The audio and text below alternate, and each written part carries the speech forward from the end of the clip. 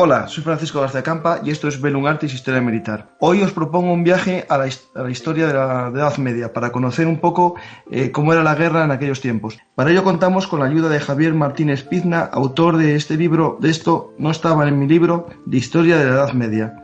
Una entrega más de la colección de la editorial Almuzara dedicada a buscar curiosidades y también hechos históricos conocidos, pero contados de una manera más amena y divulgativa para que llegue al gran público. En el caso de la Edad Media le tocó a Javier Martínez Pizna este viaje, ¿no, Javier? Hola, ¿qué tal? Muy buenas. Nada, encantado de hablar contigo y con tus oyentes. A ver si contamos cosas interesantes de la Edad Media. Efectivamente, una edad oscura, por desgracia, mal iluminada en muchos casos, ¿no? Y que incluso hasta el nombre de Edad Media tiene un significado peyorativo, como la mitad entre Roma y el Renacimiento, ¿no? Sí, como una época de oscuridad, de barbarie. Bueno, precisamente por eso, en ese sentido, orienté el libro, ¿no? Porque sí que es cierto lo que estás diciendo, ¿no? Que durante muchísimo tiempo hemos tenido una versión más que peyorativa de estos 1000 años de historia, ¿no? Por eso en el libro trato de analizar los momentos de retroceso que bueno, seguro que existieron, ¿no? Pero también yo quiero destacar los logros y los momentos de evolución, como pueden ser, no lo sé, desde la aparición del nacimiento del humanismo cristiano, del parlamentarismo que aparece en la Edad Media, las primeras universidades, la difusión del libro, no sé, momentos de retroceso, pero también elementos sin los cuales no se explicaría lo que somos en la actualidad, creo yo. Efectivamente, y menos en el continente europeo, yo creo. Javier, la introducción de tu libro me encantó. Yo comparto casi el 90% o más de lo que comentas en la introducción, sobre todo de un error que se comete a día de hoy, y creo que mucho más que antes, porque antes había interpretaciones a lo mejor ideologizadas o fijándose en ciertos aspectos de la historia, pero lo que se hace ahora, que es el presentismo, ¿no? Llevar nuestros valores a la antigüedad. Claro, en la Edad Media considerar todo con los ojos del siglo XXI me parece el mayor error, pero que se está haciendo. Tienes razón en la introducción. Sí, no, es un presentismo que nos lleva a veces a interpretar la historia desde un punto de vista, yo creo, bastante paranoide, ¿no? En el sentido de ciertas cosas que se dicen de la Edad Media cuando la gente no se pone realmente en el periodo histórico en el que realmente tendríamos que situarnos, pues, para poder entender ciertos fenómenos, claro está, ¿no? Evidente.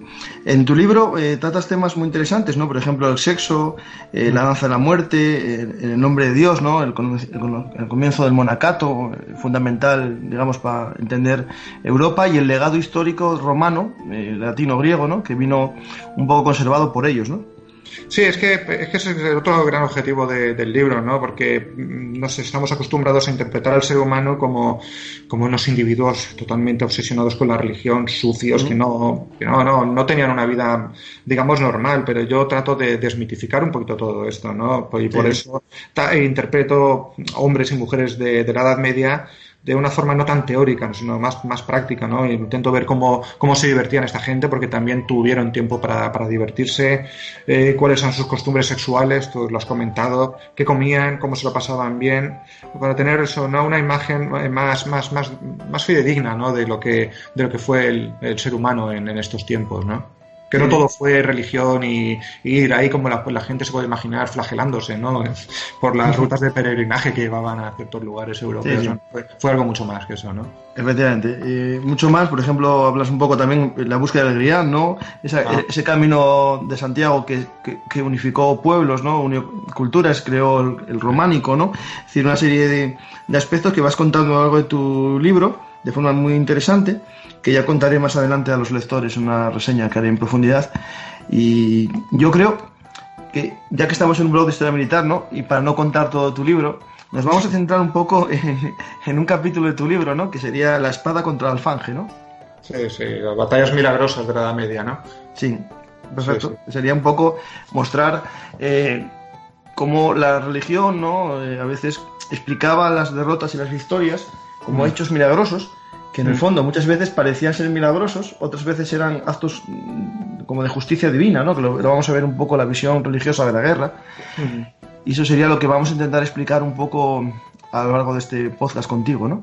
Sí, pues es que es así, ¿no? Durante las grandes batallas de la Edad Media siempre interesaba lo mismo, ¿no? Que es resaltar esa figura del caudillo militar o del gran rey que vence a los enemigos de la fe en la mayor parte de las ocasiones con la ayuda de Dios, ¿no? Uh-huh. Lo que pasa es que yo en este sentido también trato de hacer ver al lector, ¿no?, que la mayor parte de las ocasiones estas grandes victorias se consiguen únicamente gracias a la aparición de un grupo de guerreros, los caballeros medievales, ¿no?, que son los que van a lograr imponerse con su fuerza militar pues a una serie de peligros que tiene Europa, sobre todo entre los siglos X-XI, ¿no? Especialmente dos, ¿no? Me refiero, en primer lugar, el primer peligro que amenaza a la cristiandad es la llegada de las segundas grandes invasiones bárbaras, ¿no? Por los vikingos, por los sarracenos, por los húngaros, bueno, por los magiares, quiero decir, que van a caer sobre una Europa totalmente fragmentada, que sin posibilidad para defenderse. Y bueno, esto fomenta una reestructuración social, ¿no?, en donde hay una división entre los combatientes, hombres que pueden llevar armas, y los productores o rustici, ¿no? Y bueno, y el segundo motivo de fragmentación interna que tiene la cristiandad es que, ya sabes, el Imperio Romano ha desaparecido, hay debilidad del Estado y tenemos unas fuerzas centrífugas, unos grupos privilegiados que van a luchar entre ellos pues para hacerse con las fuentes de riqueza, ¿no?, de los antiguos territorios europeos que habían estado bajo dominación romana, ¿no? Sí. Bueno, pues ante esta situación de debilidad del Estado, evidentemente aumenta, ¿no?, la violencia especialmente lo de siempre, ¿no?, contra los menos favorecidos. Sí, efectivamente. De hecho, en el surgimiento un poco de la caballería, ¿no?, está el papel de la Iglesia, ¿no?, como, digamos, heredera de Roma, y su papel, en teoría, ¿no?, de pacificador o aglutinador de la violencia, ¿no? No era eliminar la violencia, sino un poco domesticarla, generando la institución del caballero, ¿no? Sí, sí. Es que es otra de las cosas, ¿no?, que trato de desmitificar en el libro, ¿no? Yo soy profesor de historia, bueno, tengo mi carrera y con la Iglesia, especialmente el papel que tiene la Edad Media como legitimador de un sistema económico injusto, el tema de la Inquisición, podríamos decir muchas cosas negativas, ¿no? Aunque también es verdad que dentro de la Iglesia podemos encontrar aspectos algo más positivos, ¿no? Eso es lo que digo en el libro, ¿no? Lo que he dicho antes, por ejemplo, el tema del humanismo cristiano surge en el seno de la Iglesia. La recuperación de la cultura clásica surge también en el seno de la Iglesia.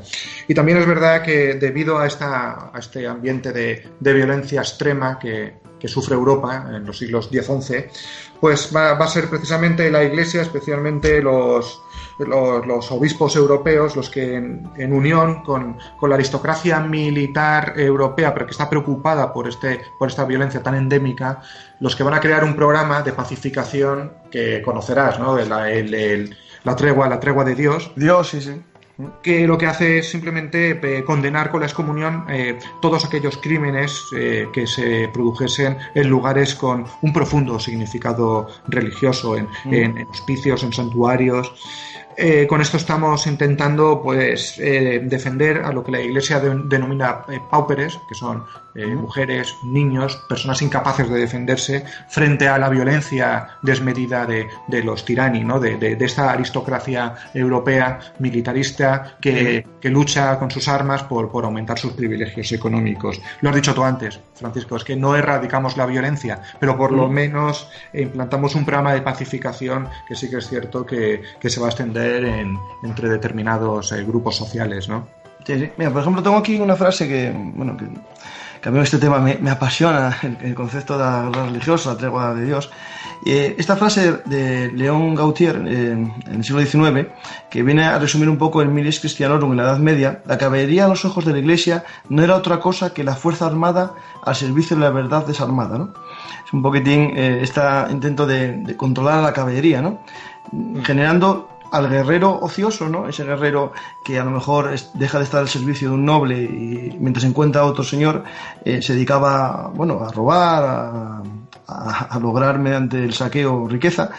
Con este caballero cristiano, que este caballero andante, que es lo que vamos a hablar un poco, se intenta domesticarlo, ¿no? Sí, es evidentemente muy bien también, en vez de luchar entre ellos y provocar la destrucción del reino, poner su espada al servicio de la Iglesia y de los intereses de los reinos, ¿no?, europeos, que en aquel entonces, lo estamos diciendo, es que estaban seriamente amenazados, ¿no?, por una serie de peligros, tanto exteriores como internos, ¿no? Más aquí, verdad, ¿no?, en la península ibérica, es que además de esto tenemos que sumar, pues eso, todos los conflictos que se tienen en la península contra el Islam, contra el Andalus, ¿no? Entonces, claro, pues de lo que se trata es que acelerar el proceso de la reconquista en la península ibérica, recurriendo a estos caballeros que defienden, vamos, eso es lo que pensaban ellos, ¿no? Defendían su Dios frente al enemigo, ¿no? Sí, sí. Y en ese concepto un poco de, bueno, la caballería, que nos llevaría un programa entero, ¿no?, a hablar sobre la caballería y sobre, bueno, lo que hay detrás de ese concepto de caballero, ¿no? Podemos entender también, ante una visión un poco simplista, ¿no?, de que el Antiguo Testamento, Jesús decía no a la violencia, no a la guerra, cómo el cristianismo intentó justificar la guerra en algunos casos con una guerra buena, un intento de explicar que la guerra en algunos momentos puede ser necesaria, porque es también importante, ¿no? No solo es domesticar, hablar de lo que tú comentas, de la tregua de Dios, ¿no?, esas limitaciones a la violencia, sino que en algunos casos existirá una guerra justa, ¿no?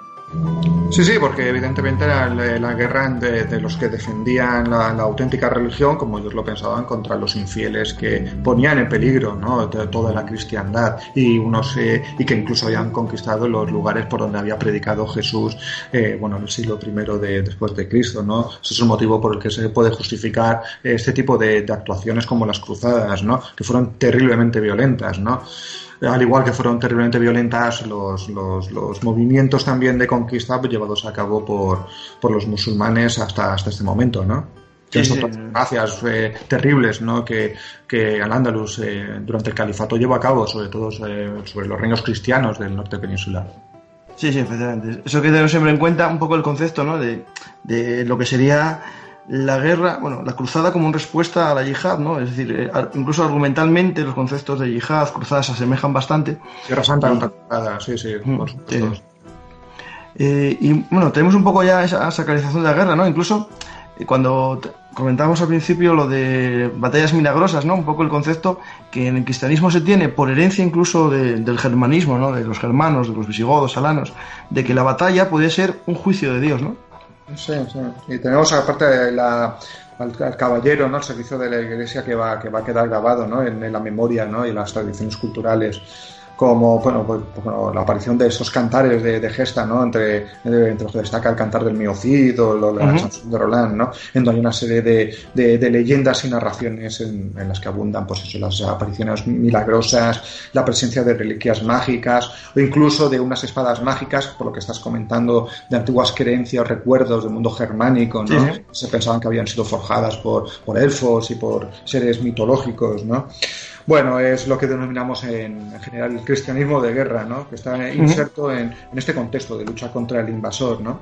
Claro. Salta la espiritualidad cristiana, claro, asociada a la gloria militar, que está sacralizada por la aparición en el campo de batalla desde la Virgen María, el apóstol Santiago, o personajes también que se convierten en modelos a seguir en la cristiandad, como puede ser San Jorge de Capadocia. Bueno, San Jorge lo podemos poner como modelo de caballero cristiano por excelencia. Yo creo que San Jorge está asociado, a muchos reinos, ¿no?, como el reino de Aragón, incluso, San George en Inglaterra. Sí. Es el santo patrón de los caballeros, pero un poco su historia se mueve entre la leyenda y en el caso de San Jorge yo creo que es la leyenda y el mito, ¿no? Es más que la realidad. Sí. Aparte, pues un personaje de época tardorromana, no es un personaje que corresponda a los siglos medios, era un soldado romano, pues que, por lo que me parece recordar, que era cristiano, le habían obligado a renegar de su fe ya a partir de la época de Constantino, ¿no? Y al negarse, pues fue ejecutado, ¿no?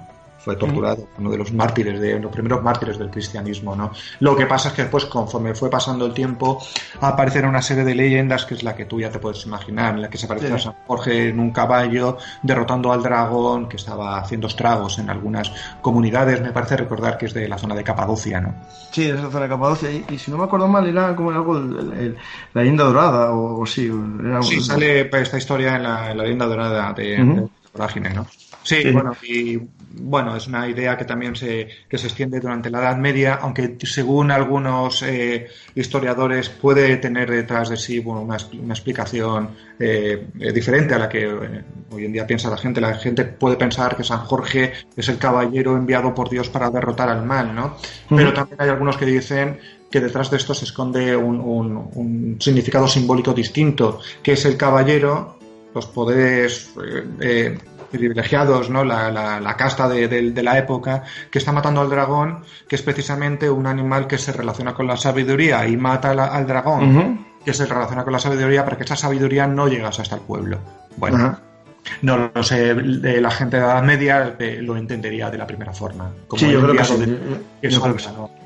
Sí, incluso el dragón, bueno, se puede asociar a la serpiente, que es también el símbolo. El dragón y la serpiente, exactamente. Los animales representan a la sabiduría, sí. Bueno, por ejemplo, para la cultura general, que mucha gente a lo mejor no lo sabe, ¿no? El escudo de Barcelona, la ciudad de Barcelona, o del Barça, tiene la cruz de San Jorge, que es esa cruz roja con el fondo blanco, que muchos, yo creo que españoles, incluso un catalán, puede que no asocie a San Jorge, ¿no? El escudo, ¿no? Con la historia de San Jorge, ¿no? La historia de la ciudad, sí, pero que es común, ¿no? En Cataluña, toda España, ¿no? Tenemos un montón de lugares donde bueno, y en las iglesias románicas las referencias a este santo, ¿no? Este mártir de la religión cristiana son continuas. Sí. Oye, por ejemplo, ya en temas militares, la orden de la Jarretera, la orden teutónica, la de Calatrava, la Sacra Orden Constantina y la de San Jorge de Alfama basan o tienen como santo patrón a San Jorge, o sea que para que veáis la asociación que hay con la caballería, con la guerra. Y si San Jorge lo tenemos como ideal, ¿cuál sería el ideal caballero, ¿no? Es decir, que yo, si quisiera ser imagínate, caballero, ¿qué ideales tendríamos que tener o qué estilo de vida tendría que cumplir? Pues mira, los caballeros son, por supuesto, héroes por sus virtudes, y héroes que terminan por ser modelos de conducta para toda una colectividad. Hoy en día tenemos otros modelos de conducta, desafortunadamente, diría yo. Sí, estoy contigo. Algunos que otros influencers por ahí, ¿no? Que efectivamente, o los de Sálvame. Otros deportistas que poco también pueden aportar. El código de caballería, pues eso, suponía que el pretendiente, el que era armado, se comprometía a ser valiente, a ser leal, a ser cortés, a lo que hemos dicho antes, a defender a los más indefensos, a esos pauperes que denominaba la Iglesia. También el ideal caballeresco implicaba tener valor para servir a las personas necesitadas, pero incluso a riesgo de perder la vida. Y de hecho, en la mayor parte de las ocasiones, estos caballeros terminan perdiendo la vida en defensa de los más necesitados, ¿no? Tenían que jurar defender a sus señores, a los huérfanos, a la Iglesia, mantener su fe, también encomendarse, por supuesto, a Dios. Eran caballeros de una profunda fe religiosa, ¿verdad? Y bueno, dentro también de las características de estos caballeros medievales es que tenían que ser humildes. Por ejemplo, el Cid, ¿verdad? El Cid, cuando vence a los enemigos, no duda nunca en atribuir sus éxitos militares al coraje de sus propios soldados, ¿no? Sí. O también otro elemento es que no tienen que ser ávaros. Nuevamente el Cid, cuando consigue un botín, lo reparte entre sus hombres, entre sus soldados, ¿no? Que le acompañan en el destierro, ¿no? En cuanto a la templanza, el caballero, pues eso, tenía que... No eran ascetas, pero tenían que comer y beber con moderación. No llegaban a la castidad, pero debían de contener sus apetitos sexuales. Eso es lo que hoy en día conocemos o entendemos como el caballero medieval, ¿no? Pues son elementos que han quedado incluso en cierta parte de nuestro inconsciente colectivo, ¿no? Sí. No, de hecho, la lealtad, por supuesto, no lo he dicho, la lealtad a su señor, ¿no? Tanta que, por lo que hemos dicho antes, incluso llega a morir para haber cumplida la misión que se le encomienda. Sí. De hecho, cuando estás hablando de todo esto, en una sociedad como la nuestra, ¿no? Que estas cosas como que muchas rechinan, ¿no? me viene a la mente que, claro, que esta gente creía en unas virtudes, ¿no? En unas virtudes cardinales del ser humano, que había las teologales, ¿no?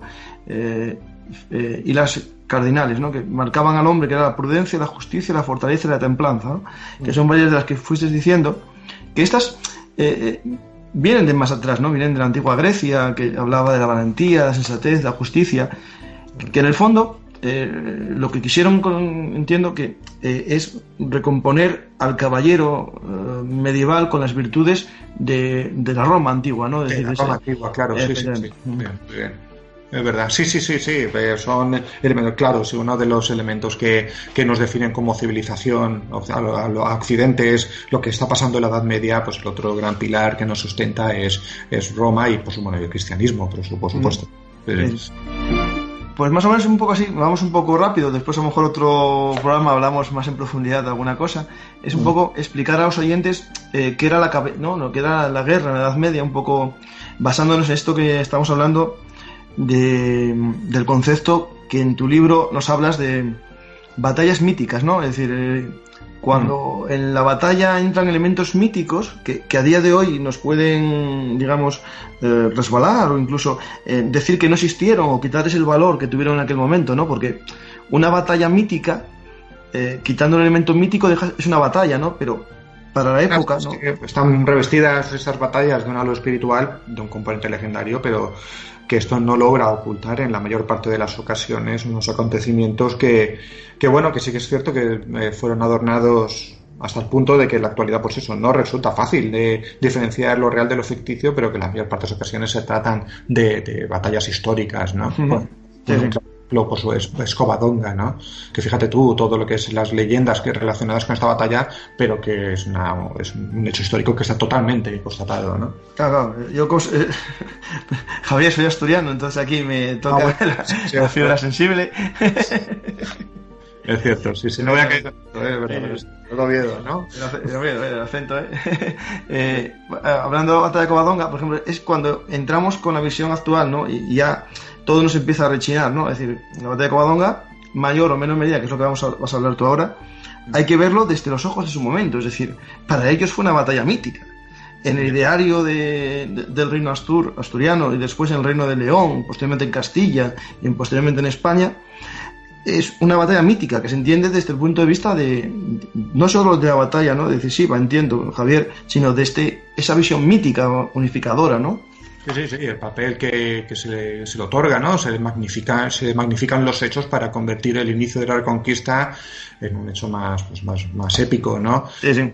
Bueno, pero lo que no es malo, si me entiendes. No, pero sí le pasa a todos los países. Es que Pelayo es el personaje con el que se consolida el concepto de nación española desde un punto de vista mítico, pero es que eso también pasa a los ingleses con Arturo. Lo que estamos hablando antes, ¿no? Que hay cierto tipo de cosas que a lo mejor lo dices en un momento dado y rechina, ¿no? Y no tendría por qué ser así, o en Alemania con Beowulf también. Bueno, lo que pasa es que ya lo sabemos todos, ¿no? Pues a lo mejor Pelayo en determinados momentos de nuestra historia su figura ha sido magnificada y ahora como reacción incluso se le llegan a negar su historicidad. Sí, efectivamente. Cosas absurdas, pero bueno, pero así están las cosas. Sí, la verdad que eso llega al absurdo que estamos hablando porque, por ejemplo, Beowulf son unas crónicas que se sabe que pueden representar distintos líderes guerreros, ¿no? O, por ejemplo, el de Excalibur, no me acuerdo ahora mismo, Arturo, justo. Ya al principio era un líder anglosajón, ¿no? Anglosajón, mejor dicho. Después ya ahora es romano, ¿no? Su espada era una espada romana, porque no hay hechos históricos detrás y a un protagonista que sí existió, le queremos eliminar su existencia. O sea, lo que podemos negar, a lo mejor, por ejemplo, algo así que yo como asturiano, que a veces Pelayo, asturiano del monte, no, Pelayo era de una familia noble visigoda, lo más seguro, no está muy claro nada, que es lo que... Claro, yo creo que sí que pertenecía a una familia, mi profesor Arqueo del Castillo de la universidad sí lo decía, ¿no? Lo que pasa, a lo mejor tenía orígenes astures, también es posible, ¿eh? Bueno, pero el caso es que es un personaje que lo que estamos diciendo es que está atestiguado históricamente, claro, es que está está magnificada la batalla por el número de los que se enfrentaron entre sí, bueno, pues claro, seguro, ¿no? Pero que eso evidentemente eso no implica, ¿no?, que tengamos que negar de su propia existencia y la importancia que tuvo, ¿no? Aunque fuese una pequeña escaramuza, ¿no?, la batalla de Covadonga, ¿no? Pero bueno, la importancia política que tuvo en su momento fue enorme, ¿no? Sí, evidente, sí. Y un poquitín, yo creo que hablar un poco de la historia de la batalla de Covadonga. Pelayo, defiendes que defiendes, ¿no? O sea, en tu libro cuentas un poco su vida inicial, ¿no? Que había sido... ¿puedes contármela un poco a los oyentes o...? Bueno, sí, siempre es que no está claro. Es que hay dos teorías, ¿no? Una que dicen que fue un noble visigodo que más o menos tuvo un acercamiento, una cierta amistad con Rodrigo cuando aún no era rey, ¿no? Y durante el reinado de Witiza, pues se tuvo que ir al exilio, ¿no? Bueno, cuando llega Rodrigo, cuentan estas fuentes que Pelayo vuelve del exilio y por lo tanto lo vemos en la batalla de Guadalete en el 711 plantando cara al ejército musulmán, que bueno, tras su derrota tuvo que pasar por Toledo y desde allí marchó hacia el norte de España, bueno, de Hispania, hacia la zona de Asturias, ¿no? Incluso hay algunos que dicen que el gran tesoro perdido de los visigodos, también tengo un libro, un capítulo en este libro dedicado a la existencia de los grandes tesoros medievales, ¿no? Pues claro, el del oro del moro, ¿no? Exactamente, sí. Dicen que, aunque esto se mueve más en el terreno de lo mítico, que Pelayo habría pasado por Toledo, habría cogido esos tesoros y los habría enviado hacia el norte, hacia la zona del Monsacro, todo esto, ¿no? Sí. Bueno, y el oyente ya se produce en el 722 esa batalla como un movimiento de rechazo frente a la presencia musulmana en el norte de la península ibérica. Y después, en cuanto a la batalla en sí, bueno, en tu obra explicas un poquitín, ¿no?, eso, el tamaño de la batalla, un poco cómo se dispuso. Sí, bueno, en un principio dicen que bueno, en esta historia lo que pasa es que llega un general desde el Andalus, Alcama, dicen que con un ejército formado por casi 200.000 hombres. Entenderás que esto es una... No, porque si no recuerdo mal, Javier, la invasión musulmana, se hablaba de 10.000 a 15.000 hombres en momentos iniciales, ¿no? Es decir, estamos hablando de ejércitos de 15.000 hombres como mucho, o sea. Sí, en la época de Tarik, Alcama tenía que llevar más o menos, según las estimaciones, creo un poco más sensatas, unos 1.500 hombres son los que llegaron a la zona de Covadonga. Frente a ellos se opone Pelayo con unos 300, ¿no? Unos 300 hombres que, debido a su enorme inferioridad numérica, lo que hace es retroceder y buscar posiciones en la zona de Covadonga, ¿no?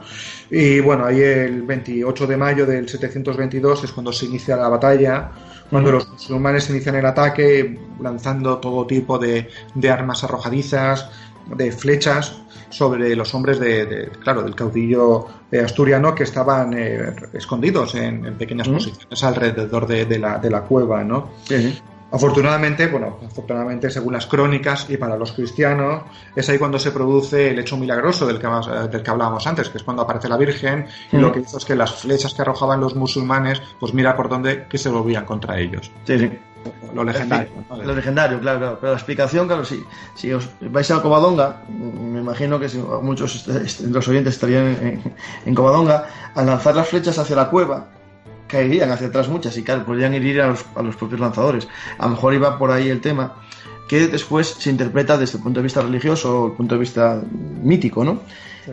¿Y por qué esa aparición? Yo creo que es importante recordar que ya en la cueva, ¿no?, en la gruta, un lugar sagrado, mucho tiempo antes, claro, muy bien, sí, es verdad, es que era un lugar relacionado con el culto a los elementos de la naturaleza y posteriormente es un lugar en donde se rinde culto a la Virgen María, pero desde mucho tiempo antes, claro, de la batalla. Sí. De hecho, hay que recordar siempre que muchas, a veces en las religiones, se asocian una religión a otra, siempre no se elimina lo anterior, sino que se construye sobre ello, ¿no? Es decir, por ejemplo, en este caso, cuando estés en Covadonga, el agua sale de la piedra, ¿no? Y eso, desde el punto de vista de cualquier religión de natural, es el culto a las sanas, ¿no? Por ejemplo, en Asturias hay las duendes del agua, ¿no? Entonces es fácil asociar un culto a las sanas, un culto al agua, un culto en Roma se hacía culto a las aguas también, ¿no? A las aguas con unas sacerdotisas, y es normal que después en el cristianismo haya vírgenes en cuevas, ¿no? Por ejemplo, en Asturias hay otra, que es la Virgen de la Cueva, y cuando llueve, para que llueva hay que llamar a la Virgen de la Cueva, ¿no?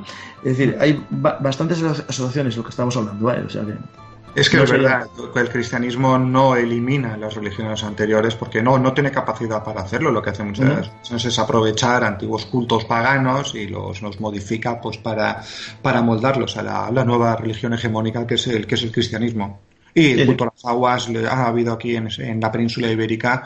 Yo tengo constatado, por lo menos desde época tartésica, ese culto a las aguas que se desarrollan en los templos de Cancho Romano, del Carambolo. También el culto a esas piedras sagradas, esos betilos que están relacionados con los ónfalos, esos ombligos sagrados de la tierra que comunican el mundo de los vivos y el mundo de los muertos, y que también precisamente se toman un carácter sagrado con el cristianismo. Cogen el betilo, cogen la piedra y lo divinizan poniendo la imagen de una virgen. Así de sencillo, así de claro. Sencillo y eficaz, o sea, muy eficaz. Eficaz. Sí. Efectivamente. Y entre las batallas míticas, ¿no? O sea, aparte, yo creo que si en la batalla de Covadonga aparece el culto a la Virgen, ¿no? De Covadonga, que ahora, digamos, quedó como un poco la patronina de Asturias, ¿no? Pero bueno, puede ser la patrona de España más que la Virgen del Pilar, ¿no? Que bueno, que por cierto, Javi, para los oyentes, hay un error en España, que asociamos a la Virgen del Pilar como la patrona de España, pero realmente la patrona de España es la Inmaculada. Porque hubo, bueno, lo cuento en el blog y buscarlo los oyentes, en la batalla de Empel, el 8 de diciembre, hubo el famoso milagro de Empel, cuando se congeló un río en Holanda y las tropas españolas salieron victoriosas de una isla. Ahí aparece el culto a la Virgen de la Inmaculada Concepción, ¿vale? María. Por eso también la Virgen de la Infantería. Efectivamente, sí. De infantería y de España. Vale, sí. No es la Virgen del Pilar. Sí, totalmente. Y después tenemos Clavijo, ¿no? Que también lo asociamos a otro santo esencial en España, ¿no? O en nuestra cultura, digamos, militar española, ¿no? En la batalla de Clavijo. Es que Santiago, sí, pero incluso, Francisco, incluso en Clavijo, que sí que es cierto que es una batalla que ningún historiador serio la puede considerar como una batalla real. Esta sí que es totalmente mitológica, pero aún así dicen los historiadores que posiblemente hubo una batalla, que es la batalla de Galbelda, que pudo servir de ejemplo, ¿no? de origen, lo que para después desarrollar el mito de la batalla de Clavijo. Es una batalla que se produce en tiempos del rey asturiano Ramiro I. Cuenta la leyenda que este rey se negó a pagar esto suena totalmente mítico, se negó a pagar el tributo de las 100 doncellas a Valemir Cordobés. No, pero eso sí existía, ¿no? Ese tributo sí existía. Sí, como en Grecia. A mí me recuerda, cuando estaba estudiando este tema, a mí me recuerda también el mito de la antigua Grecia, que tenían que pagar una serie de mujeres, pues eso, no me acuerdo, a un rey griego. Sí, bueno, sí. Pero yo creo que sí existió porque, aparte, se asocia a, bueno, no digo la batalla, digo el impuesto. Sí, te entiendo. El impuesto. Porque hay una ciudad cerca de Valladolid, Simancas, que les pasó algo parecido, que tenían que entregar mujeres, pero ellas se cortaron los brazos y las entregaron simancas, es decir, mancas. Sí, pero mancas. De ahí viene, bueno, ya son cosas también eso, que se mezcla la tal, pero bueno, tú vas a Simancas, donde está el archivo español, ¿no? El archivo histórico, y ahí sí que aparece, bueno, la historia de Simancas, de las doncellas, que era un pago de esta época, que se hacía, que bueno, que después es verdad que se convirtió en realidad, bueno, si no recuerdo mal, la madre... Yo esto lo había entendido como un hecho legendario en el que no hay, pero vamos, posiblemente tengas razón y ahí a lo mejor se me puede ver, pero el hecho en sí del pago de las 100 doncellas, yo, bueno, por lo menos yo no sí, que no, a lo mejor no lo he leído, sí. Pero vamos, posiblemente tengas toda la razón, ¿no? Bueno, pero el caso, lo que importa es que, de hecho, lo que hizo el emir musulmán, que era Abderramán II, ¿no? Es como ante la negativa de este rey asturiano de Ramiro a entregar esas mujeres, pues lo que hizo fue marchar hacia Albelda y allí se enfrentó a un pequeño contingente astur que no pudo hacer nada para evitar la derrota. La derrota, bueno, aquí en la inferioridad numérica y en un campo abierto hacía imposible la victoria, ¿no? Bueno, pues ante esta situación tan complicada, Ramiro lo que hace es retroceder y se hace fuerte en el Monte Laturce, ¿no? También llamado Monte Clavijo. Y durante esa noche es donde se vuelve a obrar el milagro, porque estando durmiendo, según cuenta que es el que cuenta la crónica esta, la batalla, ¿no? Rodrigo Jiménez de Rada, estando durmiendo, Ramiro I tuvo un sueño en el que aparecía Santiago y le dijo que el día siguiente marchase a frente de sus huestes para combatir contra los musulmanes, porque él estaría con ellos, ¿no?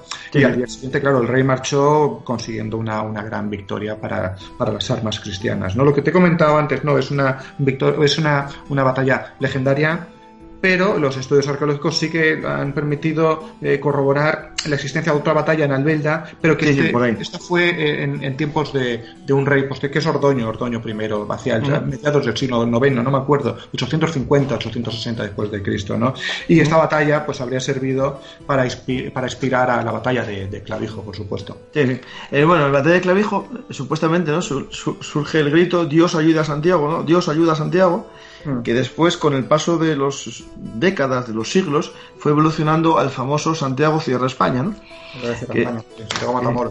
Efectivamente. que después esto, ahora a día de hoy, es muy complicado explicarlo, ¿no? Pero bueno, para los oyentes es importante que entiendan que, por ejemplo, Santiago y cierra España no tiene nada que ver, por ejemplo, el cierra con lo que creen muchos que es cerrar fronteras. Cierra es cerrar formación.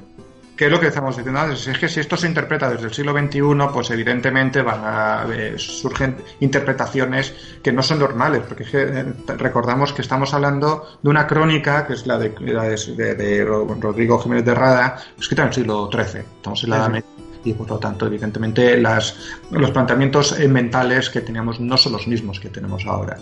Sí. Es que cuando los cristianos conquistaron Granada, pues evidentemente capturaron las mezquitas y las convirtieron en iglesias. O fíjate qué barbaridad, pero es que es lo normal que se hacía entonces. Y gracias, porque lo normal habría sido destruirlas. Esos edificios y hacerlos nuevos, ¿no? Sí. De hecho, gran parte de la conservación de los patrimonios es cuando se reutiliza, ¿no? Si lo dejamos sin usar, es cuando se caen o cuando se destruyen, ¿no? Es decir, me imagino que si hubiesen saqueado Granada, hubiesen dejado los palacios o las mezquitas sin usar, se hubiesen caído, o hubiesen los vecinos, que es muy típico, ir quitando cachinos para convertirlo en tu casa, ¿no? Es decir, la reutilización arqueológica es esencial lo mismo podemos decir cuando los turcos conquistan Estambul. Sí, efectivamente, sí. Gracias a Dios convirtieron esa iglesia que es Santa Sofía en una mezquita, porque si no habría desaparecido, la habrían hecho abajo, ¿no? Muy bien, ¿no? Es que es eso, ¿no? Lo que estamos diciendo, hay que entender la historia situándonos en el contexto en el que se producen esos hechos históricos, ¿no? Sí. Y de hecho, ¿qué asociamos, no? El grito Santiago cierra España con Clavijo, mítico. Hay una batalla, ¿no?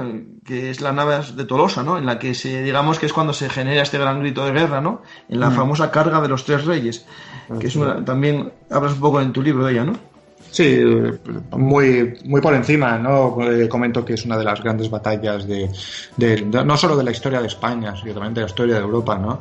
¿Por qué? Porque se cerraba definitivamente el peligro de una invasión almohade por el norte de España, ¿no? Incluso llegó a peligrar Toledo, ¿no? Que era la gran capital que habían conquistado en los años previos los cristianos, ¿no? En el 1212 es cuando se produce la victoria, la carga la unión de los reinos de Castilla, Aragón y Navarra para hacer frente al expansionismo almohade. Y con cruzados también franceses, alemanes que vinieron. Franceses que decidieron darse media vuelta cuando vieron. Sí, justo el momento cuando iban a la batalla, sí. Pero dijo, no, estos castellanos, la verdad es que son demasiado condescendientes con la población musulmana conquistada en esos castillos que vienen, que encontraron en su marcha hacia el sur, ¿no? Sí. Bueno, pues sí, evidentemente se dieron la vuelta y si estamos en inferioridad numérica en aquel momento, ¿no? Pues más grave se hizo la situación, pero aún así, se consiguió una victoria gracias a esa carga que has comentado antes, ¿no? Sí. Y después, si estas son batallas míticas, ¿no? O batallas, digamos, que tienen cierto componente mítico, hay también unos cantares, ¿no? Una especie de historias que se van contando en los que el mito y la leyenda se va mezclando y dan lugar a ese ideal de caballero, ¿no? Yo creo que es el momento de hablar de una batalla también en España, ¿no? La batalla de lo que canta el Chasón de Roland, ¿no? La batalla de... Sí, también otra. Pero te iba a decir, pero la batalla de las navas de Tolosa poco tiene de legendaria. Lo único No, nada, la que cara. tiene de legendaria, hay algo, sí, que es cuando el ejército cristiano está intentando pasar los pasos o traspasar los pasos de España de Perros para llegar hasta la situación en donde se encuentra el campamento de los almohades, pues sí que dicen que hubo un personaje que se apareció al rey cristiano y que le indicó el lugar exacto por donde tenía que pasar el ejército, ¿no? Y que, bueno, algunos dicen que pudo ser un enviado, un ángel o cosas de este tipo, Sí, ¿no? hay las dos teorías, sí. Esa y la de un campesino que después el apellido, es que se me olvidó el nombre. Cabeza de vaca. Cabeza de vaca, justo, que después un descendiente... Que ser el descendiente cabeza de vaca de este personaje, ¿no? Sí. Es interesante cómo se va uniendo la historia, ¿no? Y un apellido de leyenda se convierte en un conquistador de los más famosos, ¿no? Cabeza de vaca. Bueno, famoso antes, ahora no creo que lo conozcan muchos chavales. Bueno, pues es apasionante también la historia el paseo que se dio por todo el sur de los actuales Estados Unidos. Sí, escapando intentando buscar un camino que les llevase hasta Nueva España, pues para del naufragio que tuvo. Sí. De hecho, Javi, lo cuento en otro canal, no este que Perú Artis Podcast, sino en otro de un amigo, Plaza de Armas, y tengo 2 capítulos sobre la conquista de Norteamérica, y en uno hablo sobre Cabeza de Vaca, por si acaso alguien lo busca, acordaros, Plaza de Armas, Norteamérica, exploración de Norteamérica, conquista de Norteamérica. Digo porque es muy interesante. Y ten cuidado con el Estebanico también, personaje muy interesante. Claro, no, el moreno Estebanico, sí. Que no sabemos si era marroquí o africano subsahariano, pero sí, muy interesante Estebanico. No se sabe. Yo también cuando escribí una vez un artículo para Clio, sí, que no se sabe exactamente de incluso... el lugar de donde podría ser Estebanico, sí que parece esclavo, ¿no? En un principio de... Sí, eso se cree, sí. De Cabeza de Vaca, y que después, consiguió la libertad y también murió heroicamente luchando contra unos indios, mientras estaban buscando, me parece recordar, las islas perdidas, las ciudades perdidas. Las ciudades de Cibola, ¿no? Las ciudades, sí. No, porque veas que esto es interesantísimo toda la historia. Y bueno, sobre la chanson de Roland y Roncesvalles, yo creo que podemos hacer un poco ya este fin, ¿no? De la leyenda, el mito del caballero con el chanson de Roland. ¿Qué nos puedes contar un poco así sobre ella?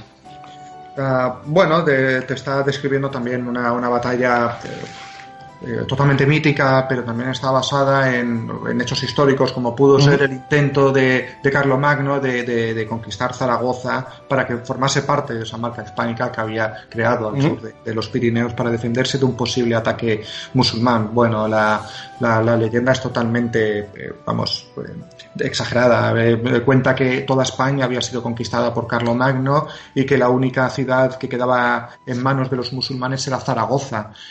Cuando llega a Zaragoza, pues se ve que tiene una especie de entrevista con el gobernador de la ciudad y promete convertirse en cristianismo, pero cuando Carlomagno llega al trato, pues, abandona Zaragoza, y cuando están pasando por Roncesvalles, por los pasos de montaña, la retaguardia del ejército de Carlomagno fue atacada por los musulmanes, muriendo Roland, que es uno de los caballeros en este caso de Francia, ¿no? Claro, pero eso es el canto de Roland. La realidad histórica en Roncesvalles es que atacaron los vascones, ¿no? Los navarros. Claro, la realidad histórica es que los vascones, porque es que lo estoy resumiendo mucho, ¿no? Sí. Lo que cuenta la historia es que cuando Carlomagno abandona la península ibérica, lo que hace es destruir la ciudad de Pamplona para evitar el sur.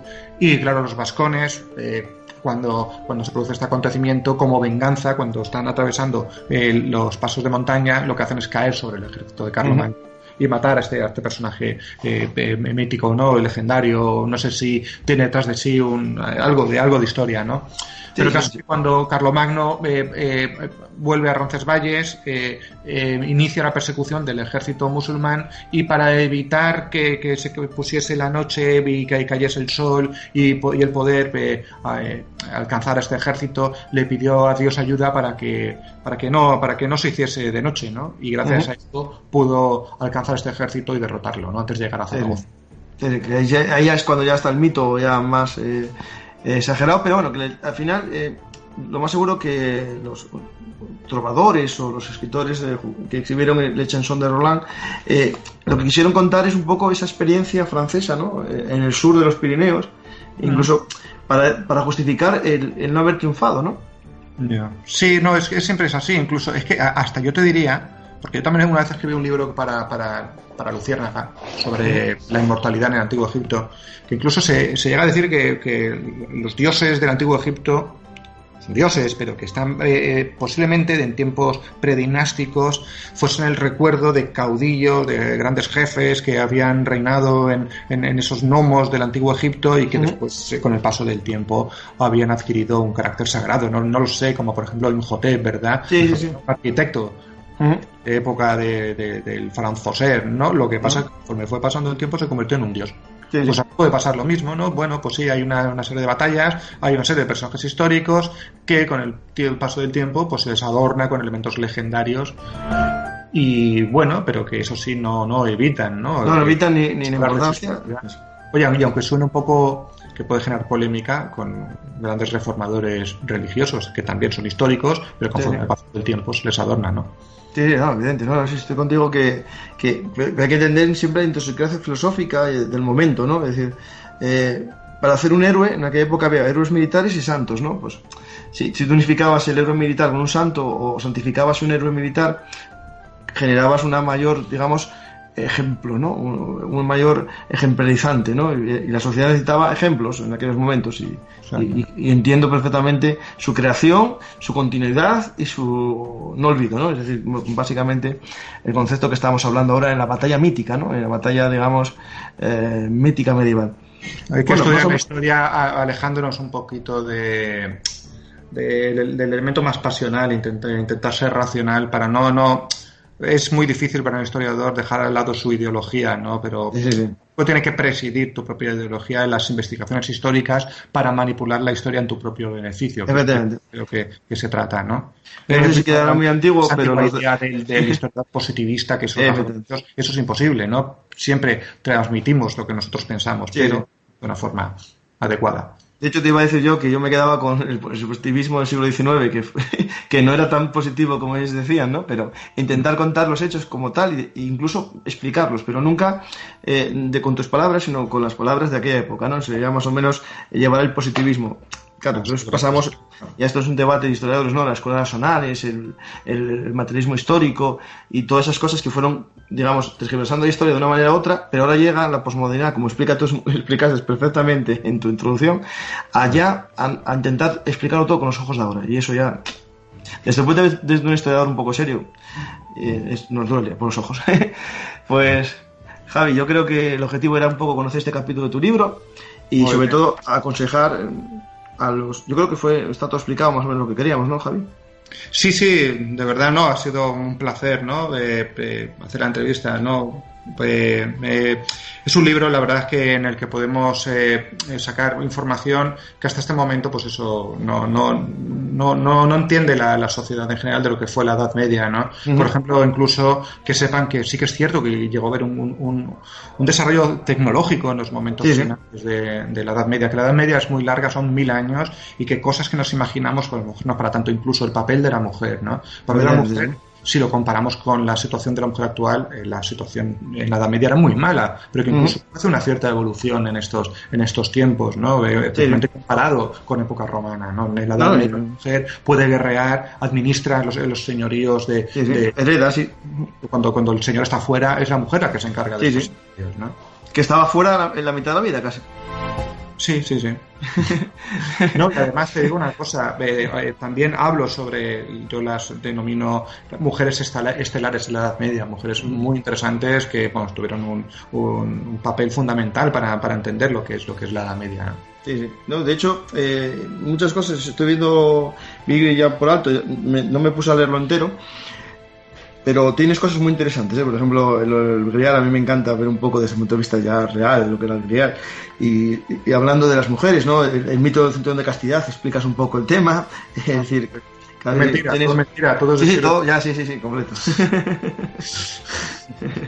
Pero bueno, la gente le mola como eso, evitar que tu mujer tenga tal, cuando realmente a lo mejor era evitar que la violasen, ¿no? Eso es parte del mito y la realidad.